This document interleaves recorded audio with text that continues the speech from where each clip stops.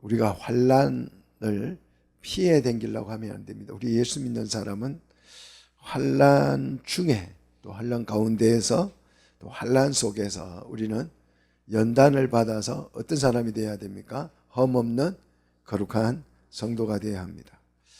그래서 이 환난 속에서도 원망을 하거나 불평을 하거나 불만을 토해내서는 안 된다는 거죠.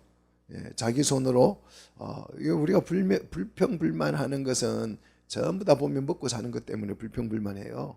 그러니까 자기 손으로 바울은 열심히 일을 해서 자기 손으로 열심히 일을 해서 먹을 것 준비 단단히 하고 노후 준비 잘하고 그렇게 해서 원망과 불평하지 말라는 거죠. 그리고 이방인들 앞에서 외인들 앞에서도 단정하고 품위 있게 궁핍함이 없는 삶을 우리는 살아야 한다. 이렇게 오늘 바울은 우리에게 가르쳐주고 있죠. 지난주에 공부를 했죠. 자, 그럼에도 불구하고 데살로니가에는 그 성도들 중에서 환난이나 핍박을 당하다가 어떻게 돼요? 죽은 사람이 많죠. 황제 숭배를 거부하다가 맞아 죽은 사람, 또 찢겨 죽은 사람, 짐승에게 이게 사자들의 밥이 돼서 죽은 사람 참 많이 있죠.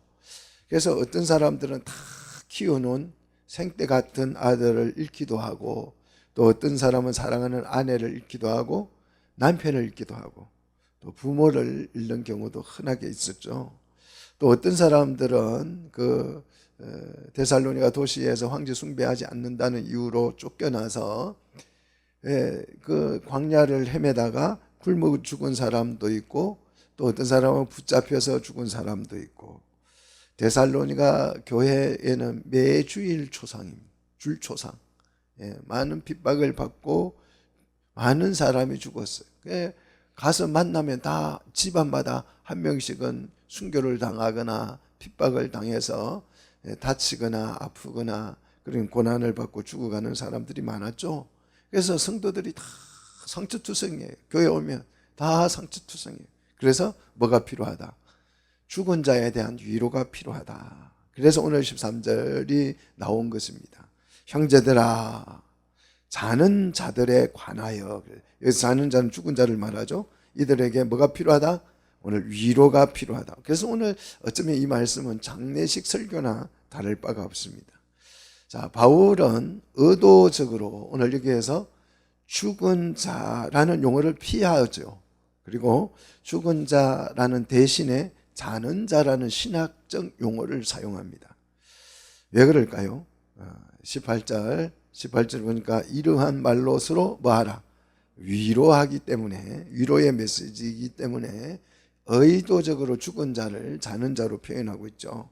자, 오늘 우리가 그래서 배울 말씀은 뭐냐 그러면 이러한 말입니다. 이러한 말. 자, 이러한 말.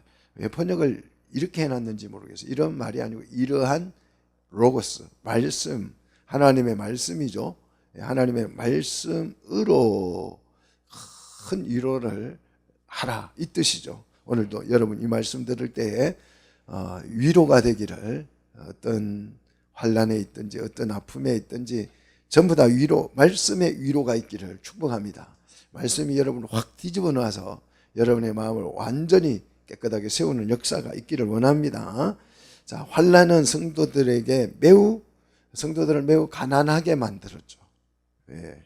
가난하게. 데살로니가 교회는 그렇습니다. 지금도 요즘 시대도 우리 성도들이 말씀의 통치 안에서 살려면 부자 되기는 걸렀어요. 전부 다 이거는 뭐 세상이 너무나도 악해져 가지고 불법과 악한 일들이 너무 많이 일어나기 때문에 뭐 부유하게 살기는 어려운데, 이 데살로니가 교회도 마찬가지입니다. 많은 환난 때문에 성도들은 매우 가난했고 비참했습니다. 뭐 가난한 정도는 괜찮은데 비참하기까지 했죠. 세상적인 눈으로 그들을 볼 때는 틀림없이 그들은 실패자였고 패배자였습니다. 하지만 환난은, 따라합시다, 환난은 성도를 침몰시키지 못한다. 여러분 이 믿음이 좀 확고하게 세워지기를 원합니다. 우리를 실패자로 만들 수도 있고 패배자로 만들 수도 있지만 환난은 우리를 침몰시키지는 못합니다. 말씀 안에서 많은 성도들이 가족을 잃었지만 그 죽음은 결코 비참의 결과가 아니죠. 성경은 죽음을 끝이라고 말하지 않는다는 사실입니다. 이 놀라운 사실을 우리에게 설명하고 있어요. 자, 성경만이 죽음이 끝이라고 말하지 않아요. 세상의 모든 종교는 죽음을 끝이라고 얘기를 하지만 성경은 죽음을 끝이라고 말하지 않습니다. 세상의 과학도 의학도 의사들도요, 딱 죽으면 손 털어요. 더 이상 이제 뭐 할 일이 없다 이거예요. 예, 의학도 과학도 죽음을 끝으로 봅니다. 철학도 마찬가지고요. 그런데 성경은 죽음을 끝이라고 말하지 않는다. 여러분, 이것만 해도 땡 잡은 것입니다. 할렐루야. 복 받은 것이 죽음은 끝이 아니죠.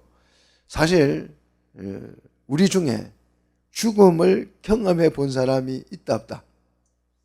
죽음을 경험해 본 사람 있어요 없어요? 없어요. 아무도 없습니다. 그래서 아무도 없기 때문에 죽음 이후의 정보를 우리는 가지고 있다 없다? 없어요. 만약에 죽음 이후에 관한 내용을 내가 알고 있어 이렇게 주장을 한다면 그 사람은 누구를 불문하고 그 사람은 지금 뭘 하고 있는 겁니까? 거짓말하고 있는 거예요. 우리는 죽음 이후에 관한 정보를 1도 알고 있지 않습니다. 모르고 있어요. 아는 게 없어요. 죽었다가 깨어난 사람이 있다 없다? 없어요. 아무도 없습니다. 그래서 죽음 이후에 어떠한 정보도 우리는 갖고 있지 않습니다. 그런데 죽음 이후에 유일한 정보가 있는데 그 정보는 바로 성경입니다. 믿습니까? 성경에 계시된 내용뿐이에요. 하나님이 보여주신 계시만큼만 죽음 이후에 대한 사실을 우리가 알 수 있는데 오늘 13절에 이렇게 말하잖아요. 형제들아 자는 자들에 관하여는 너희가 알지 못함을 우리가 원하지 않는다. 이 말은 무슨 뜻이에요? 반드시 죽음 이후에 관한 정보를 뭐 해야 한다? 알고 있어야 한다. 그 얘기랑 꼭 알아야 된다. 이 말이에요. 꼭 알아야 된다. 왜 알아야 됩니까? 이는 하면서 이유를 설명하죠. 그 이유를 왜 죽음 이후에 관한 정보 아니 살아있는 일도 우리가 고민하기 어려운데 무슨 죽음 이후의 얘기까지 알아야 돼? 이럴 수 있어요. 그러나 죽음 이후에 관한 정보를 알아야 되는 이유를 오늘 13절에서 이는 하고 설명하죠. 자, 같이 읽읍시다. 이는 소망 없는 다른 이와 같이 슬퍼하지 않게 하려 함이라. 소망 없는 다른 이 누구예요? 소망 없는 다른 이 누굴까요? 옆집 아저씨. 예. 예수 안 믿는 사람, 불신자. 불신자들은 죽음이 뭐예요? 소망 끝. 소망 끝입니다. 죽음 이후에 기대를 거는 사람은 아무도 없어요. 소망 끝입니다. 그러나 성도의 죽음은 소망 끝이 아니라 소망의 시작이 됩니다. 믿습니까? 예. 성도에게서는 세상 모든 사람에게는 죽음이 소망 끝이지만 우리 그리스도인에게서는 죽음이 뭐다? 소망의 시작이에요. 시작. 여러분 좀 놀라세요. 이런 거. 아니 세상 모든 사람이 죽음이 끝이 소망 끝이라고 하는데 성경은 성도들의 죽음은 끝이 아니고 뭐다? 소망의 출발점이 된다고 오늘 본문이 소개하고 있잖아요. 그러므로 아무리 비참한 죽음을 당했다 하더라도 죽임을 당했다 하더라도 사자의 밥으로 주어져서 그냥 사자에게 찢겨서 먹혀 죽었든지 톱으로 캐임을 당해서 죽었든지 끓는 가마에 들어가서 죽었든지 뭐 어떻게 죽었든지 순교를 당했든지 소망 없는 자처럼 소망의 시작이니까 죽음이 소망 없는 자처럼 과도하게 슬퍼하지 말라. 이렇게 오늘 바울이 우리에게 위로하고 있습니다. 그러면 이 소망이 뭐냐? 잘 보십시오. 14절 예수께서 같이 읽습니다. 시작.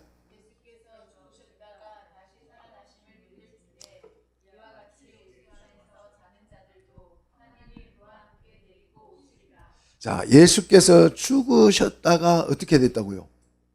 죽으셨다가 어떻게 됐어요? 다시 살아나셨대. 이걸 우리는 뭐라고 불러요? 부활이라고. 우리는 뭘 믿어요? 부활을 믿습니다. 부활은 가정이 아니에요. 사람이 죽으면 나중 100년 후에, 1000년 후에, 10,000년 후에 다시 살아난다. 피라미드 같은 게 아니에요. 피라미드는 뭐예요? 나중 그때 왜 시체를 보관해요? 나중 부활한다는 생각이잖아요. 그런 게 아니에요. 여러분 왜 매장을 합니까? 매장도 부활에 대한 기대예요. 그런데 우리의 부활은 그런 게 아니에요. 예수께서 죽으셨다가 어떻게 했다고요? 다시 살아나신 이 사실을 믿는 거예요. 가정이 아닙니다. 사실을 믿는 것입니다. 자, 죽음도 소망이 되는 이유는 예수가 죽으셨다가 다시 살아나셨다는 부활에 근거한 것이죠. 우리의 소망은 예수님의 부활에 근거를 한 겁니다.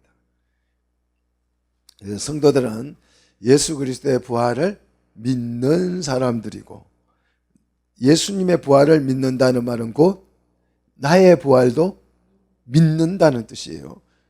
예수님만 부활한 게 아니에요. 우리도 이제 부활할 것을 믿는 거죠.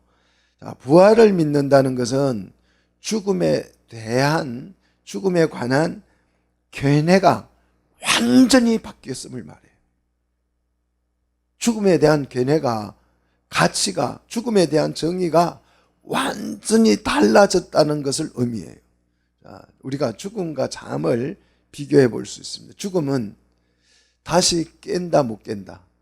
못 깬다. 잠은 깰 수 있다. 이게 잠이에요. 자, 부활이 없다면 죽음이 어떻게 돼요? 죽음으로 끝나는 거예요. 깰 수가 없잖아요. 부활이 없다면. 근데 부활이 있다면 죽음이 죽음으로 끝나는 것이 아니고 깨는 거잖아요. 그래서 부활이 있으면 죽음은 죽음이 아니고 뭐다? 깨어나니까 다시. 죽음이 아니고 뭐가 되겠어요? 잠이에요, 잠. 그래서 자는 자라 그랬잖아요. 잠은 다시 깰 수 있는 거니까. 이해되세요? 자, 부활을 믿는 사람에게는 죽음의 관념이 바뀌어요. 죽음의 관념이 완전히 달라진다니까요. 뭐로 달라져요? 죽음이 아니고 다시 깰 수 있으니까 뭐가 된다고요? 잠이 된다고요. 좀 멀뚱멀뚱하게 있지만 대답을 좀 해서요. 대답을. 가만히 있으면 이게 설교를 듣고 있는 건지 마는 건지 알 수가 없잖아요. 자, 죽은 자에게는 그래서 소망이 없어요. 소망이 없습니다. 근데 자는 자들에게는 뭐가 있어요? 소망이 있는 거죠. 소망이 발생합니다. 여러분이 잠들고 싶어요? 죽고 싶어요? 잠드셔요. 그렇게 깨는 거죠. 우리는 부활을 믿으면 죽는 게 아니고 뭐 하는 거다? 잠이 드는 거다. 그래서 죽음도 소망이 되는 이 소망을 우리는 일컬어서 세상에 없는 오직 성경에만 있는 부활의 소망인 줄 믿습니다. 여러분 부활의 소망을 가지십시오. 그러면 두려울 게 있다 없다? 없어요. 뭐 좀 아파도 걱정할 거 없습니다. 부활의 소망이 있기 때문에. 자, 우리는 죽음을 통해서 잠시 헤어질 수는 있어요. 죽은 자들과 잠시 헤어질 수 있죠. 그래서 헤어짐으로써 슬픔을 경험할 수는 있지만 부활이 있기 때문에 소망 없는 자처럼 깊은 슬픔에 빠질 이유가 있다 없다? 없다. 자, 우리 믿음의 실체는 뭡니까? 부활이죠. 그러면 우리가 부활로 끝이 납니까? 결코 그렇지 않죠. 14절을 계속 보시면 이와 같이 그럽니다. 이와 같이 예수 안에서 자는 자들도 어떻게 된다고요? 하나님이 그와 함께 데리고 오신대요. 죽어서 하나님 품에 안겼는데 그러면 이제 사별을 해서 멀리 헤어진 줄 알았는데 여기 보니까 나중 깨워서 주님이 하나님께서 예수님이 오실 때 그걸 깨워서 하나님이 예수님과 함께 죽었던 자들을 어떻게 한다고요? 데리고 오신다잖아요. 정말 세상에 없는 놀라운 말씀이죠. 세상에서 이런 지식, 여러분 대학 박사를 밟아도 박사학위 10개를 받아도 이 놀라운 지식을 배울 수 있다 없다? 없어요. 성경에서만 배울 수 있는, 성경은 생명의 책인 줄 믿으시기를 축복합니다. 성경이 생명의 책이에요. 이 죽음도 극복하는 이 놀라운 지식이 어디에 들어있다? 성경에, 하나님 말씀에 들어있다는 거죠. 부활이 있기 때문에 예수 안에서는 죽은 자가 아니라 뭐 하는 자다? 사는 자다. 여러분, 죽음이라는 단어를 웬만하면 쓰지 마시고 잠이라고 쓰시기를 축복합니다. 고인이 잠들다. 무덤에도 여러분 아예 유언을 하십시오. 내 무덤에 비석을 세울 때는 잘 죽었다 이렇게 쓰지 말고, 잘 죽었다 이렇게 쓰지 말고 잘 잔다 이렇게 써놔야죠. 여러분, 소상집에 가서 잘 죽었다 해야 되는 거죠. 그죠? 잘못 죽었다 그러면 욕하잖아요. 그죠? 아유, 그 유족들 만나서 참 잘 죽으셨습니다. 신랑께서 잘 돌아가셨습니다. 이렇게 해야지. 그 신랑이 잘못 죽었다 그러면 화내잖아요. 이왕이면 좀 웃으세요. 웬만하면. 아무튼 우리는 잘 잔다 이렇게 표현하는 게 가장 좋습니다. 자, 자는 자들을 하나님이 예수 그리스도의 재림할 때에 함께 데리고 오신다는 거예요. 그래서 환난 가운데에 비참하게 죽어 없어진 것이 아니라, 사별해버린 것이 아니라, 썩어서 없어진 것이 아니라 여전히 그들은 예수 안에서 지금 새록새록 뭐하고 있다? 잠자고 있다. 그런데 언제 깨어나느냐? 주님이 재림하실 때에 그들을 깨워서 어떻게 한다고요? 데리고 오신다. 그러니 너무 슬퍼하지 마라. 가족이 죽었다고 해서, 자녀가 죽었다고 해서 그 핍박으로 예수 믿다가 돌에 맞아 죽고 뭐 그렇다고 해서 너무 과도하게 막 슬퍼하지 말라는 거죠. 데살로니가 성도들은 그 죽음을 보면서 초상을 치르고, 아, 이제 영원히 사라졌구나, 영원히 못 보겠구나, 없어졌구나, 이제 사별을 해버렸구나, 결코 이제 그 얼굴 다시는 못 보리라 이렇게 생각을 했지만, 바울은 그런 게 아니다. 결코 그런 게 아니고 주님이 오실 때에 하나님이 그들을 깨워서 다시 뭐한다? 데리고 오신다. 그러니 위로를 받으라. 이게 진짜 위로예요. 뭐 좋은 데 갔다고. 그게 위로가 아니에요. 거짓말이죠. 좋은데, 우리 조상 치면 조상집에 가서 위로한답시고 뭐라고 합니까? 좋은 데 갔을 거예요. 그 좋은 데가 도대체 어디예요? 우리 좋은 데는 어디죠? 뭐 라스베가스 이런 데겠죠. 좋은데. 그 다음에 저 휴양지 같은 데가 좋은 데잖아요. 말도 안 되는 소리죠. 예. 우리는 좋은 데 간 것이 아니고 예수 안에서 뭐 하고 있다? 새록새록 자고 있다가 주님이 오실 때 다시 뭐 한다? 데려오신다. 이것이 위로라는 것입니다. 자, 15절. 자, 우리가 주의 뭐로? 말씀으로 너희에게 이것을 말한다는 거예요. 주의 말씀으로. 그러니까 이 놀라운, 이 엄청난, 이 정말 세상에서 배울 수 없는 이 지식은 바울의 개인적인 어떤 생각이나 견해가 아니고 뭐다? 주의 말씀이라는 거죠. 주의 말씀. 말씀을 우리는 다른 말로 하면 계시라 그러죠. 받은 계시로 이걸 설명한다는 것입니다.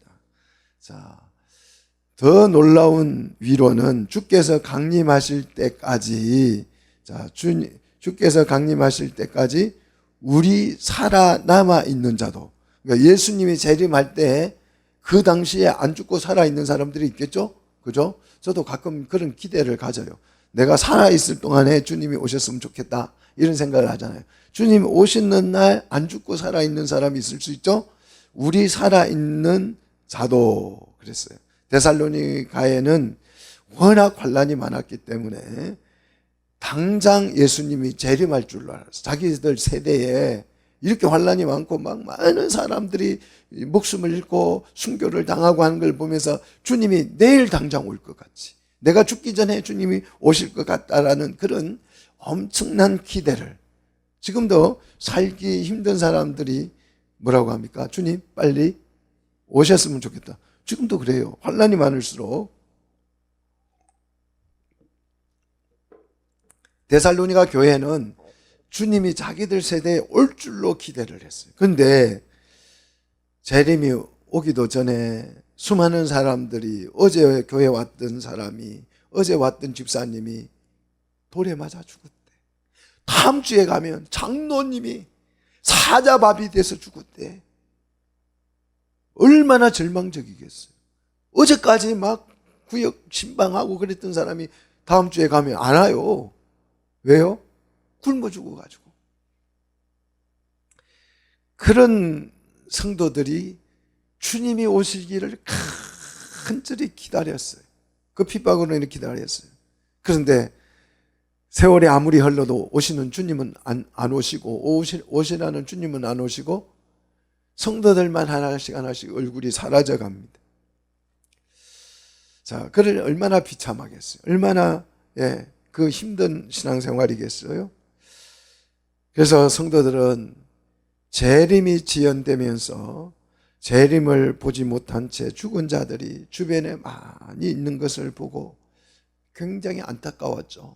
영광의 주님이 재림하시면 정말 종려나무 가지를 들고 옷을 벗어들고 환영할 텐데, 그러면 이 모든 악한 세력이 다 심판을 받고 영광의 주님을 맞이할 건데 주님이 오시지 않고 다 죽어가니까 재림의 영광을 보지 못하고 죽은 것을 너무너무 안타까워했습니다. 그 안타까워하는 성도들을 다시 위로합니다. 뭐라고 위로합니까? 자, 계속해서 보십시다. 15절, 우리 살아남아 있는 자도 누구보다? 자는 자들보다 결코 앞서지는 못한다. 먼저 죽은 자들이 어디에 먼저 참여한다? 부활의 영광에 참여하여서 재림의 주님을 먼저 맞이하게 된다. 그래서 죽은 자들이 뭐하다? 더 복되고 위로가 된다. 그 얘기를 지금 오늘 우리에게 말씀해 주고 있는 거죠. 그래서 죽음이 결코 비참한 것이 아니라, 절망이 아니라 소망의 시작이고 영광의 시작이 되는 줄로 믿으시기를 축복합니다. 자, 16절에서 이 사실을 더 구체적으로 설명을 합니다. 같이 읽겠습니다. 16절, 주께서 호령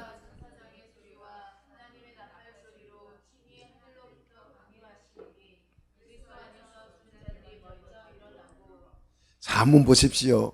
이제 주님이 강림하신다 그래요. 이 강림이라는 단어는 황제의 도시에서 쓰는 단어죠. 황제의 도시에서 황제가 방문하는 걸, 이걸 이제 왕님 뭐 이렇게 하죠. 왕림하신다. 그 단어예요. 황제는 아무리 위대하고 강하고 높고 훌륭해도 땅에서 땅으로 이동을 합니다. 그죠? 그렇잖아요. 황제는 땅에서 땅으로 이동하죠. 그런데 우리 주님은 어디에서 온다고요? 하늘로부터 온다. 이거는 황제가 흉내 낼 수 있어요, 없어요? 불가능하죠. 하늘로서 어떻게 황제가 내려옵니까? 그죠?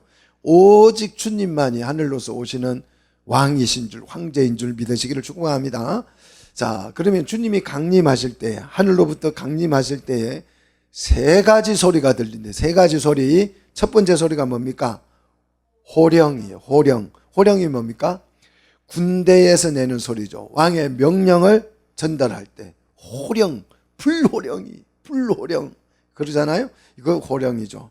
두 번째는 천사장의 소리입니다. 천사장의 소리는 어떤 소리입니까? 죽은 자와 산 자를 소환하죠. 이제 주님이 오시면 심판을 해야 되기 때문에 살아있는 사람도 죽은 사람도 이 천사들이 다 불러서 소환을 하는 소리고요. 그 다음에 세 번째 소리는요, 하나님의 나팔 소리. 하나님의 나팔 소리는 계시록 11장 15절에 보면 일곱째 나팔이죠. 그래서 그걸 마지막 나팔이라고 그러죠. 자, 이렇게 일곱 번째 나팔 소리가 울릴 때 무슨 일이 일어날까요? 자, 무슨 일이 일어나느냐? 고린도전서 15장 52절이에요. 자, 고린도전서 15장 52절 여러분 찾아서 읽어보십시오. 무슨 일이 일어날까요? 마지막 나팔이 울려 퍼질 때에 무슨 일이 일어나는지. 자, 15장 52절에 어떤 일이 일어나요? 59절? 52절.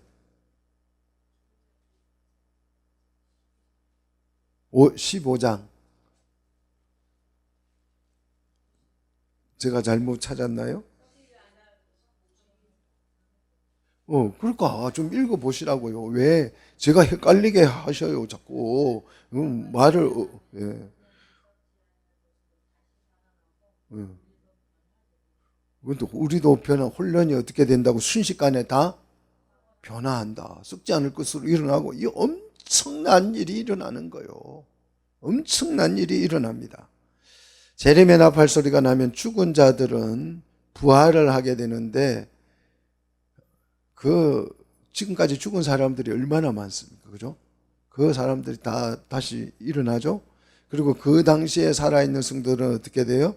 혼련이 순식간에 변화가 되는데 천천히 막 번데기로 이렇게 변화되는 게 아니고 나팔 소리가 들리는 순간에 어떻게 해요? 순식간에 변화된다. 그래서 우리는 뭐 성화라고 하는 건 천천히 변화되는 걸 말하는데 사실 요 성경에 보니까 순식간에 변화된다. 이건 변화되는 거예요. 성화되는 게 아니고 변화. 자, 재림은 이 황제의 의정과는 비교가 안 될 만큼 엄청나게 장엄합니다. 호령과 천사장의 소리와 하나님의 나팔 소리가 막 이 천지를 진동하면서 그리스도께서 재림을 하시죠. 그래서 그리스도의 재림은 공개적인 거죠. 비밀스럽게 오시는 게 아니죠. 자, 그래서 17절 계속 보시면 그 후에 시간 순서를 말해요. 이 소리가 들린 후에 우리 살아남은 자도 살아남은 자, 예수님이 오실 때 재림할 때에 살아남아 있는 그 사람들도 그들과 함께 부활한 사람들과 함께 어떻게 된다고요? 구름 속으로 어떻게 된다고요? 끌어올려져 간다. 끌어올려. 자, 수동태입니다. 자기가 올라가는 게 아니고 하나님에 의해서 공중으로 낚아채듯이 끌어올려져 간다는 거예요. 어디로요? 공중의 구름 속으로. 구름 속으로. 자, 왜 이때 이 구름이 등장할까요? 구름. 왜 갑자기 구름이 등장하죠? 예수님 비 오는 날 오나요? 예? 왜 구름 속으로 하필이면? 공중에 구름 속으로 끌려 올라갈까요? 자, 이때 왜 구름이 등장하느냐? 자, 예수님이 성천할 때도 사도행전 1장 9절 보시면 성천할 때도 뭐가 등장해요? 구름이 등장해요. 구름이 가려요. 예수님이 성천을 해서 올라가는데 구름이 예수님을 가려버리죠. 자, 계시록 1장 7절도 여러분 한번 보십시오. 자, 잠도 오고 하니까 성경 찾아봅시다. 계시록 1장 7절 뭐가 등장해요? 예수님이 어떻게 오셔요? 재밌죠? 예수님이 뭘 타고 오신다고요? 여러분 구름 타보셨어요? 구름 타봤어요? 아이고 재밌는데 그걸 안 타보셨어요? 예, 아이고 참 북한산 가면 가끔 구름이 내려와요. 그러면 저는 타고 좀 다니기도 하는데 여러분도 한번 산에 가보십시오. 구름 탈 수 있어요. 예수님 구름 타신다. 자, 마태복음 24장 30절도 뭐 타고 오셔요? 예수님이? 낙이 타고 오십니까? 예. 뭐 타고 온다고요? 구름 타고. 마태복음 24장 30절 뭐 타고 와요? 물고기 타고 옵니까? 예, 구름을 타고 온다 그랬잖아요. 자, 13장 마가복음 13장 26절에도 뭐 타고 오는지 한번 봅시다. 불말을 타고 오는지 방주 타고 오는 건지 구원 열차 타고 오는 건지. 자, 예수님이 뭘 타고 오실까요? 마가복음 13장 26절 구름 타고. 누가복음 21장 17절에도 뭘 타고 오셔요? 누가복음 21장 17절 바쁘죠? 성경 찾는다고 바쁘죠? 뭐 타고 오셔요? 구름 타고. 21장 17절에 성천할 때도 재림할 때도 뭐가 등장해요? 한결같이 구름이라는 게 등장해요. 왜 구름이 등장해요? 예수님이 손오공입니까? 구름 타고 다니게? 예. 구름 타고 다니는 사람은 누구밖에 없어요? 원숭이. 원숭이만 구름 타고 다녀요. 손오공이. 자, 예수님이 진짜 구름 타고 오실까요? 구름을 탈 수 있어요? 없어요? 없어요. 예. 자, 이 하나님의 임재의 상징이에요. 구름이 등장하면 성경에서 하나님이 그곳에 오신다는 뜻이죠. 자, 그러면 우리가 올려져서 어떻게 되는가? 자, 우리가 공중으로 올려져서 구름 속으로 올라가서 어떻게 되는가? 이게 이제 중요해요. 이게 신학적으로 굉장히 이 교파마다 달라요. 이게 정말 다른데, 제가 여러분 오늘 이걸 이제 구름 속으로 올라가는 걸, 낚아차서 올라가는 걸 우리는 뭐라고 그래요? 휴거라고 하잖아요. 근데 이 휴거에 대한 개념이 너무너무 잘못되어 있어. 너무너무 잘못되어 있습니다. 세대주의자들은 공중으로 끌려 올라가서 주님을 만나서 뭐 한다고요? 세대주의자들은 이제 공중에서 잔치를 한대. 무슨 잔치요? 혼인잔치. 신랑과 신부가 혼인잔치를 한다. 그래서 혼인잔치가 7년 동안 혼인잔치를 하는 동안에 이 땅에는 뭐가? 7년 대환란이 일어날 것이다. 그래서 여러분이 들림받아야 된다. 그런 얘기 많이 들었을 거예요. 들림받아야지. 그때 들림받지 못하고 이 땅에 있으면 7년 동안 개고생한다. 그렇게 겁주죠. 근데 7년 동안 혼인잔치를 끝내고 난 다음에 이제 어디로 갈까요? 천국으로 짠 하고 간다. 그게 세대주의입니다. 자, 이거는 소설입니다. 소설. 한국교회 성도들은 전부 다 이렇게 배웠어요. 전부 다. 한 사람도 빼지 않고. 신학교 가도 이렇게 가르치고 교수들도 이렇게 말하고 있습니다. 그래서 한국교회 모든 성도들은 이렇게 믿어요. 들림 받으셔야 합니다. 예. 그래서 혼인잔치 공중에서 하고, 예. 은하계를 지나서 신혼여행 다녀오고 막 그래가지고 천당 간다. 뭐 이렇게 가르치고 있죠. 그래서 예수천당이라는 얘기가 유행을 하게 된 것입니다. 그런데 죄송하게도 그런 얘기는 성경에 있다 없다? 없다. 성경 없어요. 올라간다, 끌려 올라간다, 휴거라는 단어는 있어도 공중에서 혼인잔치하고 7년 동안 하고 은하계를 지나서 천국으로 간다, 이런 얘기는 성경에 있다 없다? 없어요. 그런 성경 구절이 있으면 찾아와 보십시오. 제가 1억을 드리겠습니다. 그런데 성경은 그렇게 말하지 않습니다. 공중에서 혼인잔치 한다는 말도 없어요. 성경에 공중에 가서 상상한 거예요. 상상. 공중에 올라가서 뭐 하지? 아, 혼인잔치 하면 되겠네. 그래서 사람들이 지어낸 얘기고요. 오늘 성경을 잘 보십시오. 끌려 올라가서 공중에서 주를 뭐 한다고요? 영접한다는 거예요. 성경에 이렇게 써져 있어요. 영접한다고요. 자, 영접이라는 단어는 엄숙한 만남을 위한 기술적인 용어예요. 엄숙한 만남을. 여러분, 이번에 중국에 트럼프가 방문을 하는 걸 보셨죠?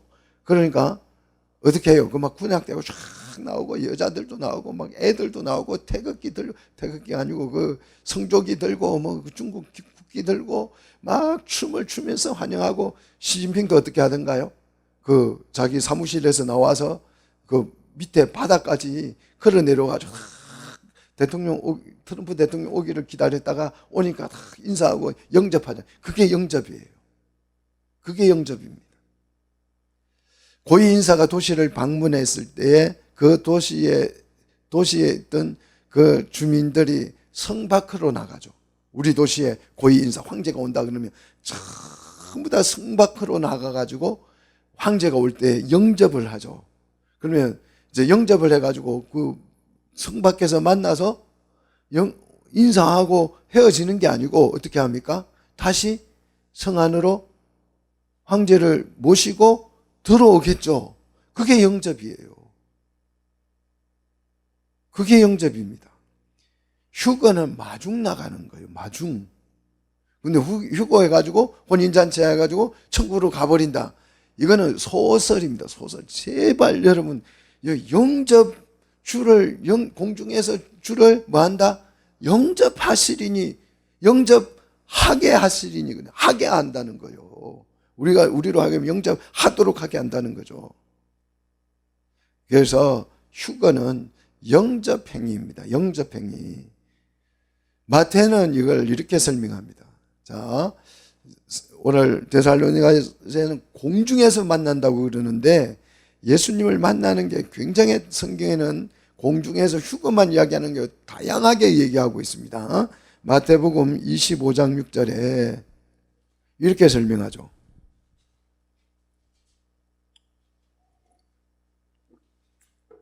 자, 25장 6절에 보니까 신부는 교회를 말해, 우리 성도들을 말합니다. 성도들에게 누가 온다?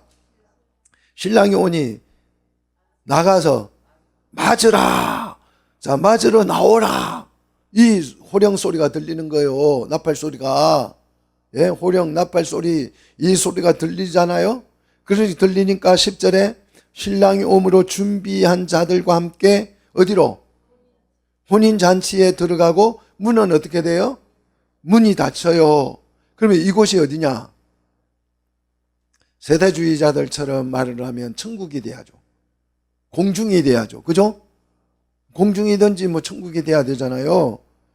근데 천국으로 가버린 것이 아니고 11절에 보니까 남은 처녀들이 있잖아요. 준비되지 못했던 남은 처녀들이 와서 어떻게 해요?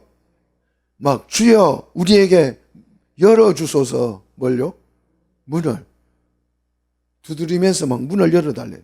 아니, 천국으로 가버리고 공중으로 가버렸다면 어떻게 공중에 올라가서 문을 두드려요? 공중에 또 문도 없잖아요. 그렇잖아요.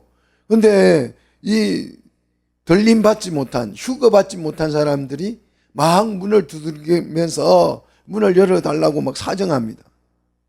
천국에 가버렸다면, 공중으로 끌려 올라가 버렸다면 이렇게 할 수가 없는 거예요. 성경에 이렇게 쓰여져 있는데도 이걸 안 믿어요. 아무리 설명을 해도 안 믿고 천국으로 가버렸다 그래 자꾸. 공중에 올라가 혼인잔치하고 있다고 막. 그러면 이 남은 처녀들이 어떻게 공중에, 휴거도 못 받은 사람들이 어떻게 공중으로 로켓 타고 올라가나요? 헬리콥터 타고 올라가나요? 말도 안 되는 소리죠. 자, 신부들이 혼인잔치집, 교회이고 천국이죠. 하나님의 나라이겠죠. 그죠? 신랑과 함께 신부들은 들어가고, 들어가지 못한 사람들은 와서 그 문을 두들긴다는 거예요. 두들긴다. 자, 여러분, 정말 이건 한국 교회, 특히나 미국 교회도 전부 다 이렇게 오해하고 있어요. 전부 다. 그래서 휴거 받는다. 막 휴거 가면, 휴거 못 받으면 환난 당하니까 조심해라. 그러고 별소리 다 합니다. 그렇지 않아요. 자, 영접하는 것입니다. 그리하여 뭐 한다? 우리가 항상 주와 함께 있는다. 이걸 우리는 뭐라고 불러요? 주님과 항상 함께 있는 걸 뭐라고 그래요? 주님과 함께 있는 걸 보고 뭐라고 합니까? 성전이잖아요.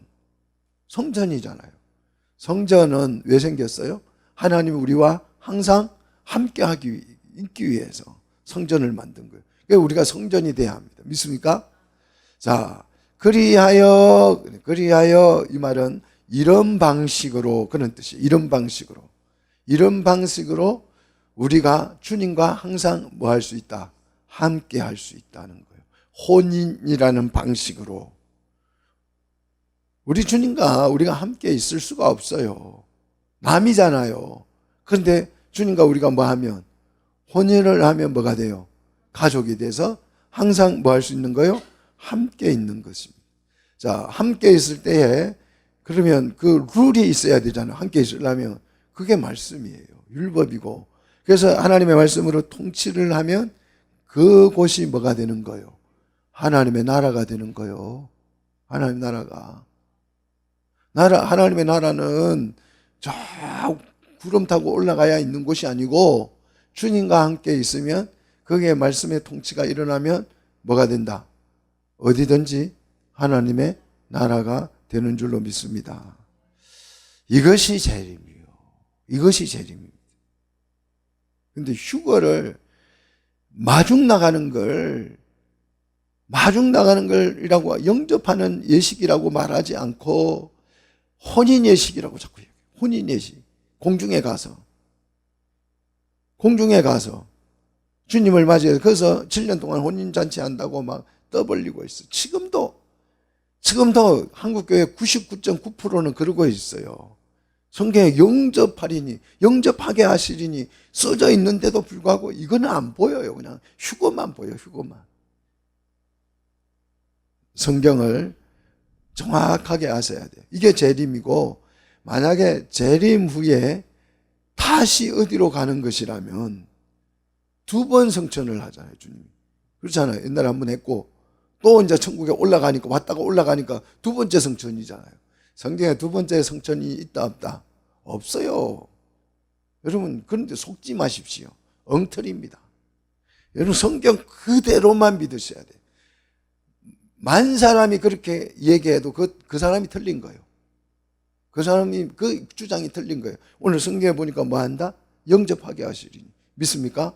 영접하면 돌아오는 거예요. 자, 이것이 우리 성도들의 결말입니다. 결말. 우리가 어떤 죽음으로 죽임을 당했든지 이것이 결말이에요. 주님이 다시 재림하실 때에 먼저 죽은 자들이 일어나고 산 자들은 어떻게 된다? 순식간에 혼란이 변화되어서 공중으로 끌려 올라가서 주님을 뭐하고 영접하여서 다시 오신다. 믿습니까? 다시 와서 혼인잔치에 들어간다. 할렐루야. 믿으시기를 축복합니다. 자, 그래서 18절에 그러므로 이러한 말로 그랬습니다. 참 번역이 금방진데요. 이 말은 로고스입니다. 말씀으로 그래야 돼요. 하나님의 말씀은 말이라고 하지 않고 말씀이라고 합니다. 그죠? 그런데 이 성경을 읽어보면 번역자들이 로고스를 그냥 말로 번역했다가 말씀으로 번역했다가 정말 그런 게 너무 안타까워요. 제가 볼 때는 이 말씀으로, 이 재림 부활 이 말씀으로 서로를 말하라. 위로해라. 위로. 서로 위로하니까 전부 다 위로받을 사람밖에 없는 거예요. 이 교회는 전부 다 위로받을 사람. 왜? 어떤 집에는 아들이 죽고, 어떤 사람은 신랑이 죽고, 어떤 집에는 아내가 죽고, 어떤 집에는 할아버지가 죽고, 어떤 집에는 아버지가 순교당하고 어머니가 순교당하고. 그래서 교회 가면 전부 다 결손가정이에요. 그래서 그렇게 절망에 빠져 있는 데살로니가 교회 성도들을 불러다 세워놓고 바울이 위로하는 것입니다. 뭐로요? 주님이 다시 오신다. 주님이 부활하셨고 그분이 다시 오시는데 죽음으로써 사별한 것이 아니고 결손난 것이 아니고 그들이 먼저 일어나서 그들을 데리고 오실 때 여러분도 홀연히 변할 것이다. 왜 변화가 필요해요? 순교, 예수 황제 숭배 거부하다가 어떤 사람은 눈이 뽑히고 어떤 사람은 한 팔이 잘리고 어떤 사람은 다리가 잘리고 이 모습으로 어떻게 우리가 살아? 이 얼마나 모습이 불행한 모습이요. 그런데 그냥 이 모습이 아니고 어떻게 된다? 주님 오실 때 홀연히 다 변화해요. 할렐루야. 완벽하게 변화해서. 여러분 지금 좀 자신에게 불만족스럽더라도요. 너무 여러분 속상해하지 마십시오. 막 이거 뜯어 고쳐볼까? 막 돈을 발라볼까? 성형수술해볼까? 너무 그렇게 고민하지 마십시오. 주님이 오실 때 어떻게 된다고요? 홀연히 다 순식간에 변화할 것이. 정말 변화해서 여러분이 상상하는 이상의 아름다움을, 매력을 여러분이 갖게 될 것입니다. 그래서 이러한 말로 서로 말하, 위로하라. 위로하라는 말은 파라칼레오라는 단어인데요. 소환하다, 건면하다, 훈계하다, 격려하다 이런 뜻이에요. 그러니까 성경에서 말씀으로 위로할 때는 그냥 아이고 그냥 좋은 데 가서 이렇게 좋은 말 해주는 게 아니에요. 좋은 말 해주는 게 위로가 아닙니다. 성경에서 위로란 권면하고 훈계하고 격려하는 것을 위로라고 합니다. 근데 오늘 성도들이 이런 권면을 하면 시험 들죠. 예. 우리 목사님은 맨날 뭐 권면만 해. 훈계만 해. 그건 아니에요. 하나님의 말씀이에요. 말씀은 권면하고 훈계하고 격려하는 것입니다. 하나님의 말씀이 여러분을 훈계하고 권면하고 격려하여서 정말 이 부활의 소망, 재림의 이 소망을 여러분이 간직하고 어떤 위험, 어떤 어려움, 뭐 그냥 내 앞에 시험에 시험이 오고 고통에 고통이 오고 절망에 절망이 오고 뭐 하는 일마다 안 되고 그래도 우리는 소망을 잃으면 안 돼요. 왜? 주님이 다시 오시기 때문에. 자, 그래서 오늘 바울은 하나님의 말씀으로 성도들을 훈계하고 격려했습니다. 여러분도 이 말씀을 붙들고 어떤 상황 속에서도 승리하는 우리 성도들이 되시기를 주의 이름으로 축복합니다.